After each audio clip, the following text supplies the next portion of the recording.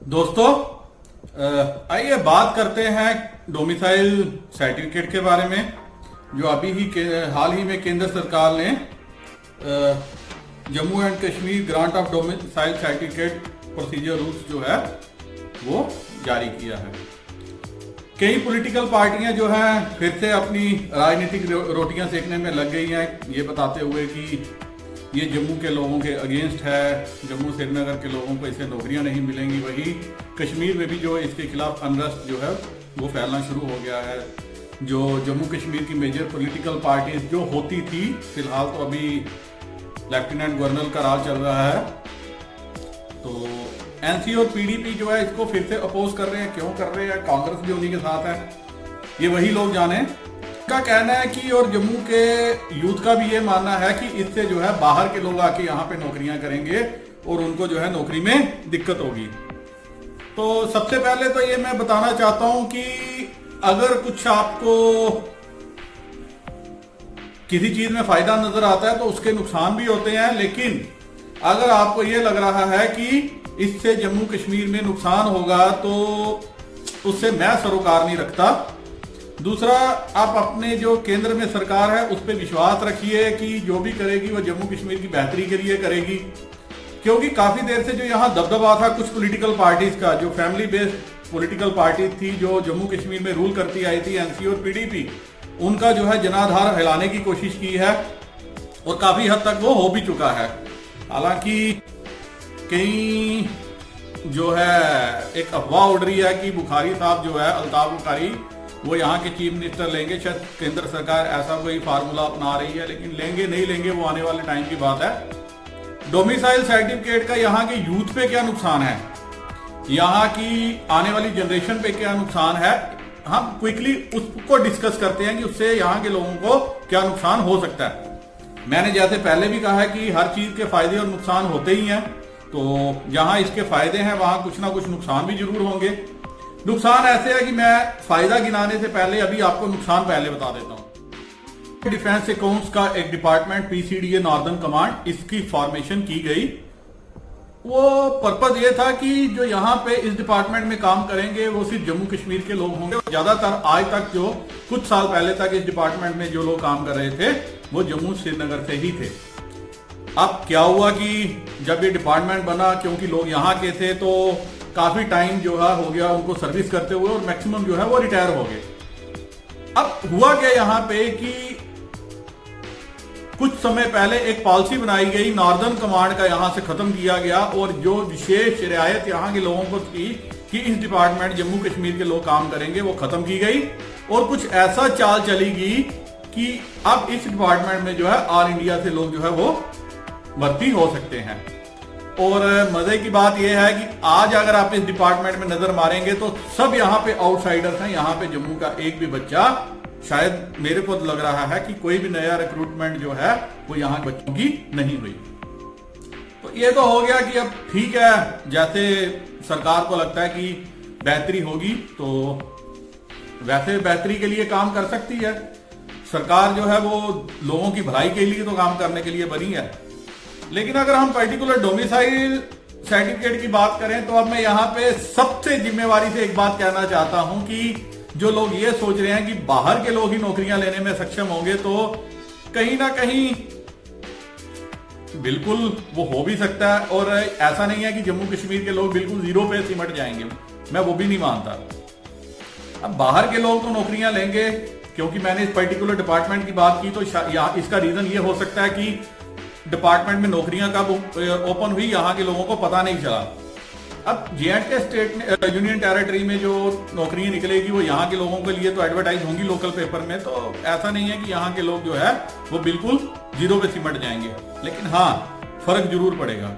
वही फर्क क्या पड़ेगा ये मुझे आज तक नहीं समझ में आया। मैंने अपनी एक वीडियो की सीरीज शुरू की है कि हम सबको जो है एंटरप्रेन्योर्स बनना चाहिए, कुछ ऐसा करना चाहिए कि हम सरकार के कंधे बाजू हाथ बन के आगे देश को बढ़ाने में मदद करें। अब लोग सरकारी नौकरी क्यों करना चाहते हैं, मुझे आज तक यही चीज समझ नहीं आया। हाँ, कुछ साल पहले तक क्या था, सरकारी नौकरी को समझा जा रहा था कि ये सिक्योर है। तो सिक्योर किस लिए थी? महीने भर काम करो, तनख्वाह तो मिलती थी, साथ में क्या आता था, एक पर्टिकुलर अरसे के बाद काम करने के बाद 58 या 60 साल काम कर आपके हाथ में पेंशन भी आती थी। लेकिन अब तो पेंशन भी बंद हो चुकी है, फिर भी सब सरकारी नौकरी के पीछे क्यों पागल हो रहे हैं। और हर डोमिसाइल सर्टिफिकेट का विरोध नहीं हो रहा, विरोध ये हो रहा है कि यहाँ के लोगों की सरकारी नौकरियां जो हैं वो बाहर के लोग जो है वो खा जाएंगे। तो इसका मतलब विरोध इस बात का नहीं हो रहा कि किसी को डोमिसाइल सर्टिफिकेट से दिक्कत है, दिक्कत इस चीज से है कि उनकी नौकरी जो है वो बाहर के लोग खा जाएंगे। तो मैं उन लोगों के साथ सहमत इसलिए नहीं होता कि हर बंदा सरकारी नौकरी करना ही क्यों चाहता है। आप जम्मू में देखिए काफी अच्छे बिजनेस एस्टेब्लिशमेंट हैं, दुकानें हैं, सरकार ने आज की डेट में वो बहुत अच्छी अपॉर्चुनिटीज ओपन की हैं अगर कोई बंदा बिजनेस करना चाहता है तो। सबसे मेरा एक सवाल आप सबसे, जो आप देखेंगे इस वीडियो को शेयर करवाना आपका काम है कि लोग सरकारी नौकरी क्यों करना चाहते हैं। मेरे को जो समझ में आता है कि सरकारी नौकरी के साथ जो ये रिश्वतखोरी जुड़ी हुई है, सब इसके लिए करना चाहते हैं कि भैया एक बार सरकार की कुर्सी मिल गई तो हम क्या करेंगे, वहां पे अपनी मर्जी से सैलरी तो हमारी सेव होगी, लेकिन जो ऊपर की आमदनी है वो हम अपने घर में लेके जा सकते हैं। शायद यही रीजन है कि हर आदमी सरकारी नौकरी करना चाहता है। नहीं तो अगर रोजी रोटी की बात होती तो बिजनेस भी काफी अच्छे चलते हैं, आपके पास प्रोफेशनल डिग्रीज बहुत अच्छी हैं, प्रोफेशनल कोर्सेज बहुत अच्छे हैं। आज गूगल के जो एमडी हैं उनकी सैलरी देख लो, 2000 प्लस करोड़ का पैकेज। तो मुझे नहीं लगता कि सालाना इतना पैकेज या ये जो चीज है आपको कोई सरकारी नौकरी दे सकती है, लेकिन फिर भी लोग इसलिए करते हैं कि हमारा फ्यूचर सिक्योर हो जाएगा। भैया मैंने पहले बताया फ्यूचर इसलिए सिक्योर था पहले आपका कि पेंशन मिलती थी, आज पेंशन भी बंद हो चुकी है। तो ये जो माइंडसेट है, ये माइंडसेट यूथ को चेंज करने की जरूरत है। सेंट्रल गवर्नमेंट ने, केंद्र सरकार ने, जब से ये सरकार आई है, मैं कोई इसकी तारीफ नहीं करना चाहता, मैं कोई ये नहीं है कि मेरे पे मैं बीजेपी का आदमी हूं या मैं किसी पार्टी के साथ सरोकार रखना चाहता हूं, लेकिन एक बात बड़ी ही जिम्मेवारी से करना चाहता हूं कि सरकार ने यूथ के लिए इतनी स्कीमें ओपन की हैं, 10 लाख रुपए 15 लाख रुपए तक के लिए कारोबार के लिए आपको कोई जेब से पैसा ही नहीं लगाना, zero investment from your side, सारे का सारा पैसा जो है वो सरकार दे रही है। उसके बावजूद मैं देखता हूं लोग काम करना ही नहीं चाहते, आगे बढ़ना ही नहीं चाहते। हाँ, किसी को सरकारी नौकरी चाहिए और वही मुद्दा जो है आजकल आगे बढ़ रहा है। अब हम देखते हैं कि रूल्स क्या हैं। रूल्स कहते हैं कि 15 दिन में सर्टिफिकेट जो है इशू होगा, अगर नहीं करेगा तो 50,000 रुपया जुर्माना जो है वो कंसर्न ऑफिसर को होगा, जो उसकी सैलरी से काटा जाएगा। बहुत ही सराहनीय कदम है, लेकिन क्या ये सरकार, केंद्र सरकार को ये इंश्योर करना चाहिए कि ये सर्टिफिकेट जो लेने के लिए लोगों को कोई पैसे ना देने पड़े, एक ही बार वो जाएं, जो सरकार ने रखा है ये फलाने डॉक्यूमेंट आपको साथ में लगाने हैं, सर्टिफिकेट वो जमा कराएं और बदले में उनको उनके घर के पते पे सर्टिफिकेट डिस्पैच करा दो। क्योंकि सरकारी अफसरों का ये हालत है कि आपने तो दिशा निर्देश जारी कर दिए, 1.5 करोड़ लोगों ने यहां सर्टिफिकेट बनवाना होगा, तो अगर उसकी 1000-2000 रुपया भी ये सोच के चलें कि हमारी जेब में डाले तो ये सारे का सारा जो है मकसद फेल हो जाएगा। वही दूसरा क्या है कि 15 साल तक यहाँ का बाशिंदा होना चाहिए जिसको स्टेट सब्जेक्ट इशू कराना है। जो 15 साल इस यूनियन टेरिटरी में है तो मुझे लगता है कि सारे यहाँ पे क्वालिफाई हो जाएंगे जो पहले यहाँ पे रहते थे। या 7 साल, यहाँ पे बच्चे को 7 साल पढ़ा होना चाहिए जिसने 10th और 12th एग्जामिनेशन यहां से पास किया हो। तो यहाँ पे अब आपकी बात का मैं आंसर देता हूं। जो लोग कहते हैं कि बाहर से बच्चे पढ़ के आएंगे और यहां पे नौकरियां करेंगे, तो भाई साहब जिसने 10th और 12th यहां से पास की होगी, 7 साल जो आपके साथ पढ़ा होगा, तो उसने उसी एजुकेशन इन्वायरमेंट में एजुकेशन ली है जिसमें आपने ली है। तो अब आप ये नहीं बोल सकते कि वो बाहर से पढ़ के आया या बाहर के लोगों के साथ आपका कंपटीशन है। अब आपका कंपटीशन अपने ही लोगों के साथ है, वो वही बच्चे हैं जिन्होंने आपके साथ पढ़ाई की है। तो ये आपका जो बेस है, जो पॉलिटिकल पार्टियां इसको आधार बना रही हैं कि अब आपका कंपटीशन बाहर के लोगों के साथ है, वो टोटली जो है निराधार है। मैं उसके साथ एग्री नहीं करता। हाँ, यही बात मैं दोबारा से कहता हूं कि सरकारी नौकरी क्यों चाहिए, क्योंकि मलाई खाने की आदत है जो शायद अभी की सरकार में डिफिकल्ट है खाना सबके लिए।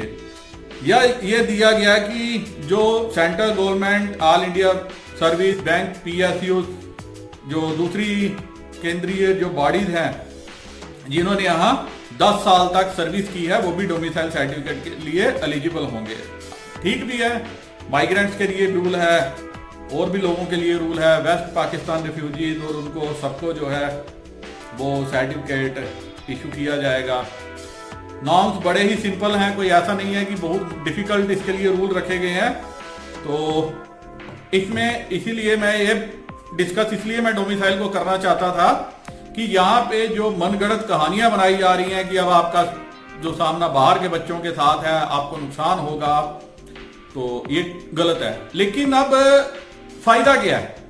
What is the benefit of this domicile certificate? We have to discuss that also. ये भी एक बार हमें करना चाहिए।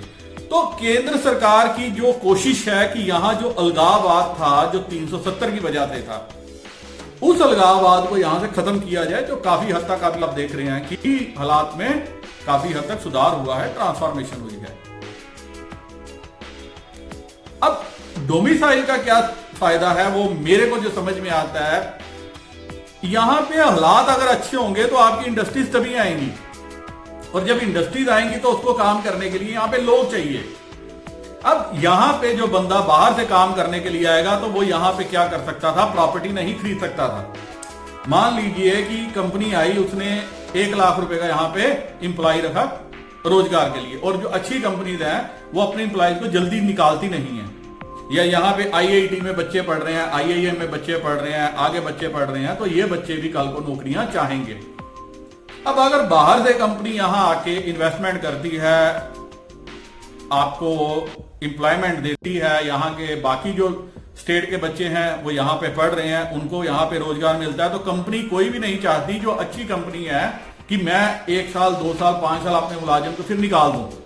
वो उनका विजन होता है कि ये बंदा हमारे साथ शुरू में जुड़ा है तो हमारे साथ 10 15 20 साल ये बंदा काम करता रहे। अब उस बच्चे ने जो यहाँ काम कर रहा है वो यहाँ पे रहेगा, तो उसका मकसद क्या होता है? अगर वो यहाँ पे उसको कोई राइट्स नहीं है तो उसको यहाँ किराए के मकान में रहना पड़ता है।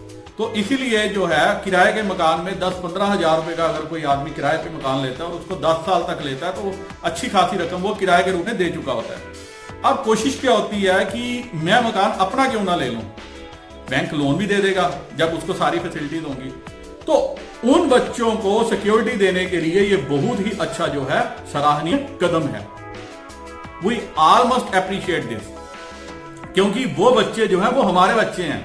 अगर हमारे बच्चे कल जाके दिल्ली, बॉम्बे, कलकत्ता, मद्रास, हैदराबाद या अब्रॉड जाके काम कर सकते हैं, तो वो बच्चे अगर यहां आके करेंगे तो उनको भी इतनी सिक्योरिटी चाहिए। दूसरा, यहां सबसे बड़ी प्रॉब्लम क्या है? अनएम्प्लॉयमेंट की प्रॉब्लम है, जो J&K में पीछे मिलिटेंसी रही, जो अभी भी नहीं जा रही। अगर आप देखेंगे तो ये है सबसे इसकी बड़ी वजह है अनएम्प्लॉयमेंट। अगर केंद्र सरकार ये सोच रही है कि अच्छे कानून ला के यहाँ के लोगों को रोजगार मुहैया करवाने की कोशिश की जाए, तो क्या गलत कर रही है? ये मेरा सबसे सवाल है।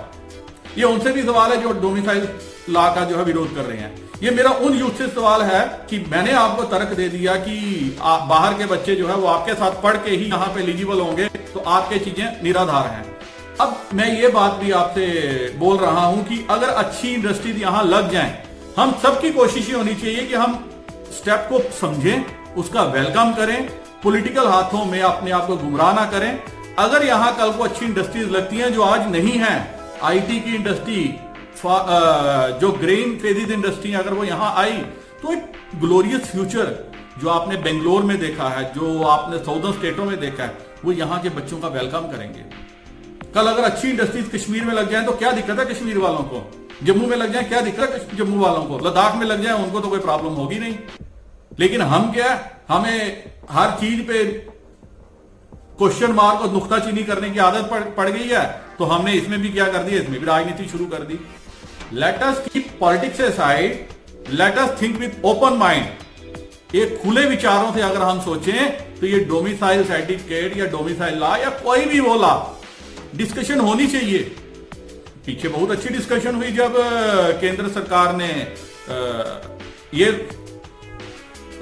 पारित किया लॉ की 4th क्लास जो सर्विस है उसमें जो है रिजर्वेशन होगी। For the people of J&K। लोगों ने अपोज किया और सरकार को लगा कि अपोज हुआ है, सरकार ने स्टेप जो है विड्रा किया, वेलकम है। लेकिन अब हर चीज में आप अपोज करना शुरू कर दोगे, फिर तो यहां कुछ भी नहीं होगा। फिर तो आप ये भी अपोज करोगे 370 वापस लगा दो। तो दोस्तों, एक अगर ब्रॉडर माइंड से सोचें, ब्रॉडर सेंस से सोचें, अगर हम अपने दिमाग को खुला करके सोचें, तो इस टाइप का इतना बड़ा विरोध नहीं होना चाहिए। हमें वेलकम करना चाहिए। विरोध क्या होना चाहिए? हमें सेंट्रल गवर्नमेंट से बोलना चाहिए कि आप इंडस्ट्रीज लाओ, जो आपने वायदे किए हैं नौकरियों का। यहाँ पे अगर सरकारी, अभी दूसरी बात जो मैं एक और खत्म करने से पहले कर दूं, 5 लाख सरकारी मुलाजिम यहाँ पे पहले ही हैं, तो आप क्या एक्सपेक्ट करते हैं कितने और भर्ती हो जाएंगे? 1.5 करोड़ की आबादी में 5 लाख मुलाजिम पहले से हैं, कितने और भर्ती करते हो जाएंगे? तो प्राइवेट सेक्टर आना चाहिए, उसी से ही कि कोई भी स्टेट, कोई भी कंट्री जो है फ्लरिश होती है। तो मैं आप सबसे ये बोलता हूं कि एक बार जो है आप मेरा दूसरा YouTube चैनल है sushantbakshi.com, youtube.com/sushantbakshi जो मेरा नाम है, मेरा दूसरा चैनल है। मैं अंत में लिंक भी दे देता हूं उसका, तो उस पर आप विजिट कीजिए, देखिए। मैं कई कोशिश कर रहा हूं, जैसे शेयर मार्केट पे आपका कोरोना एंड अपॉर्चुनिटीज एक नई सीरीज मैंने स्टार्ट की है। स्टार्टअप्स में मैंने वीडियो बनाने शुरू किए हैं, जो आप ही लोगों के फायदे के लिए हैं। उस चैनल को सब्सक्राइब कीजिए, आपको जरूर उससे फायदा होगा। अगर आपको कोई दिक्कत है, परेशानी है, मेरी जहां पे आपको सपोर्ट पड़ती है, मैं आपके साथ हूं। किसी को दिक्कत है लोन लेने में, किसी को दिक्कत है कारोबार शुरू करने में, किसी को दिक्कत है कोई कारोबार समझने में, I am ready to help you. तो इसी के साथ दोस्तों, मैं ये वीडियो खत्म करने की क्या आपसे इजाजत चाहता हूं। अगर आपको फिर भी कोई दिक्कत हो, कोई परेशानी हो, डोमिसाइल के बारे में आपकी कोई मंशा हो, आप जरूर कमेंट सेक्शन में लिखिए। हम सेकंड वीडियो में भी डिस्कस करेंगे। अपना नंबर मेरे साथ शेयर कीजिए, मैं उस पर भी आपके साथ डिस्कस करने को तैयार हूं। उम्मीद है कि हम जो है ये सेंट्रल गवर्नमेंट का जो स्टेप है, इसका वेलकम करेंगे। कोशिश करेंगे कि अपोजिशन हो, कोशिश ये करेंगे कि कैसे और जो है चीजों को स्ट्रीमलाइन किया जाए। तो इसी के साथ मैं वीडियो खत्म करने की इजाजत चाहता हूं। नमस्कार, जय हिंद।